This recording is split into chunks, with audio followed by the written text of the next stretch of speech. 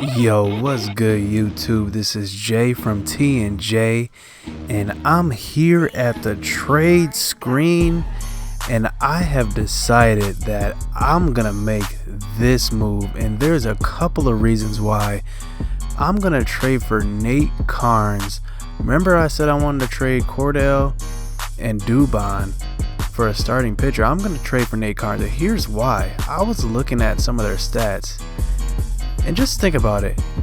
Kansas City is in the AL, meaning they're going to face a lineup with a DH and without a pitcher. So look at his ERA. It's a 2.74, and his strikeouts are 93 compared to 38 walks, and he's only 4-6.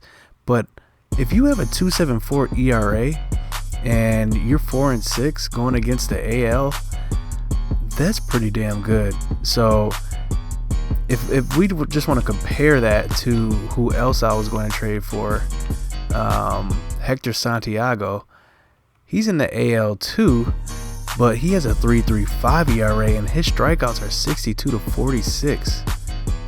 So I'm looking at getting Nate Karns in the starting rotation. It's gonna be great to have him in there. So let's just execute this trade. They accept it. Let's just look at what our pitching rotation is going to look like.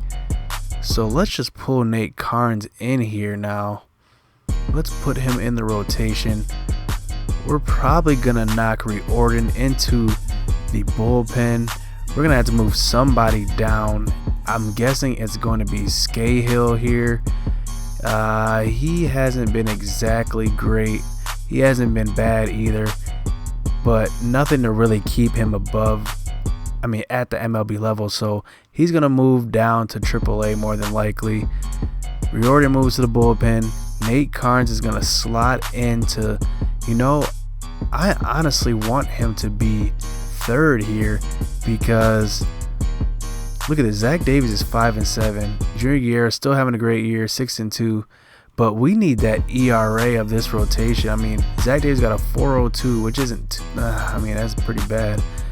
Nate Karns 2.74. He out of right now. If we slot him in there, he has the most strikeouts out of anybody. So Chase Anderson is actually having a pretty good year pitching. 5-5. Taylor Youngman hasn't been in the rotation that long, so the jury's still out on him. But Nate Karns, he's going to slot into that third spot in the rotation. I'm excited to play with him. We're going up against the Phillies, and I'm going to give him the nod. Nate Karns is going to be facing the Philadelphia Phillies. He's going up against Aaron Nola in his first start with the Brewers. And we're at home, so that crowd's going to be into it. Everybody's going to be into it. Man, I'm excited for this game. Nate Karns, the newly acquired Nate Karns. And we're going to bring you every at-bat that he faces in this game. He gets the first batter to pop out. The next batter comes up and gets a line drive to right field. So that's all right. It's an early hit. But the next batter, we get to ground out into the 4-6-3 double play. So Nate Karns starts his Brewers career outright. And when I traded for him, he actually had lower stamina. I wasn't expecting that. And that's why we're going to bring you every at-bat here. Because he barely had, he had half stamina when I was starting the game. So he must have just pitched when I traded for him. So he's only going to pitch 4 innings here. So Nate Karns gives up a hit here in the third inning. And one thing about this game, when people try to bunt people over, they sometimes bunt like rockets. Like that bunt right there was down the line and it was right to the first baseman. I ended up throwing him out at second. So it worked for me. But 2 outs here in the third, and we throw a knuckle curve. He has a really nice knuckle curve. The high heat, the changeup, all of it is. He's got a good repertoire, but here he gives up a shot down the right field line. Domingo Santana is going to come up throwing, and he's actually going to throw him out at second. Domingo Santana is turning heads in the field this year. It's surprising because He doesn't have good throwing stats, but it seems like he throws a lot of guys out, and here he is at the plate. There's a swing and a drive hit well out to right field. Looking up is Saunders. Gone to lead off the inning.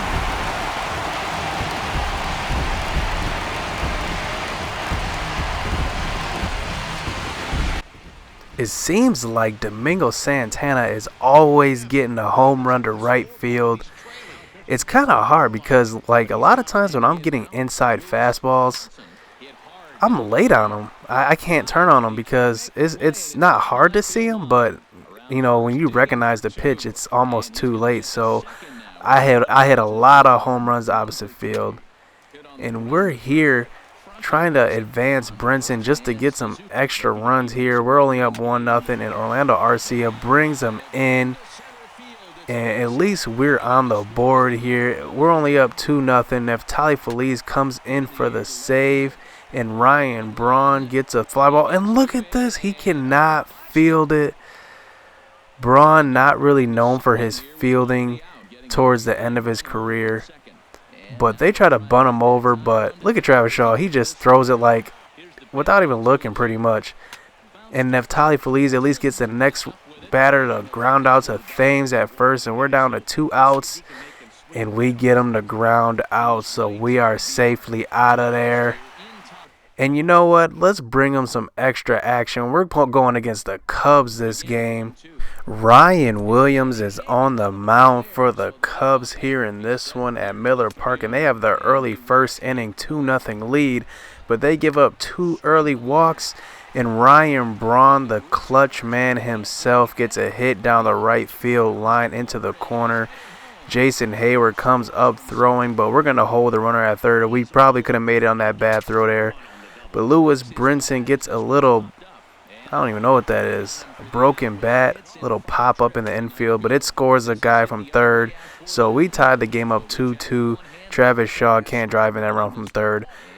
But now we're on to the next inning, and VR is coming up, and he's getting walked again for his second walk of the game. Eric Thames grounds out to the pitcher, but Braun gets on for a walk. So we got guys on first and second, and Brinson takes a walk as well. Ryan Williams just cannot stay in the zone, so we got bases loaded, and Domingo Santana hits a line drive to the right center gap. Everybody is going to come around to score, and we're going to take the early 5-2 lead against the division-leading Cubs here. And I'm not talking like a small lead. I'm talking a huge lead. They're leading the division by like 15 games, and Eric Thames extends the lead even more. The pitcher hangs one over the strike zone, and he takes it out of the park. He's leading our team in home runs this year. But here on the mound, we're giving up a double here to the Cubs, so they're trying to make a comeback. It's 4-6 here in the 8th inning, and they ground out to first, but they do advance that runner to third. And John Jay's going to hit a pop-up to left field, short left field, and Ryan Braun is going to come up throwing, but he cannot throw the runner out. He barely makes it underneath that tag. But here on the bottom half of the 8th, Travis Shaw is drawing the walk. Kurt Suzuki is striking out, but it's a wild pitch, so the runner advances to second. Orlando Arcia hits a little grounder up the middle, but he cannot make it to first. Can't beat it out there. And Hernan Perez comes up to pinch hit, and he gets a hit to the right side for a little insurance there here in the 8th. And Jonathan Villar comes up next on a hit and run and hits one exactly where the shortstop was. So Hernan Perez with that 86 to 88 speed, he gets to third. And Eric Thames hits a little grounder, but the second baseman cannot handle it. VR may have threw that one off because he whizzed right by him when he was trying to field that ground ball. And Neftali Feliz is going to come in for the save here in the 9th. It's going to be a good win here versus the Cubs at home. We string together 8 hits to their 10, but we score 8. Hit subscribe. We're going on a win streak here.